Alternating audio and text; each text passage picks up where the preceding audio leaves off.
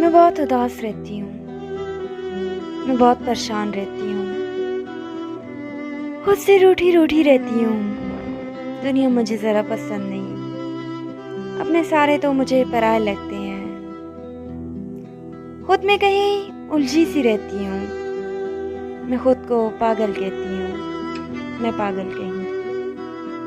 बैठे-बैठे रो देती हूँ, मैं भी हद करती हूँ। कभी गुस्सा नाक पर तो कभी रोना पलकों पर रखती हूँ। ना कुछ ठीक समझती हूँ, ना किसी को ठीक समझती हूँ। वो कब आएगा? वो कब आएगा जब मुझे कहेगा मैं सब ठीक कर दूँगा। वो मुझे अपने पास बिठाएगा, अपने सीने से लगाएगा, मेरा माथा चूमेगा, मेरे बाल सहलाएगा, मेरे मुँह पर हाथ रखकर कहेगा फ़िक्र ना कर पगली, मैं आ गया हूँ।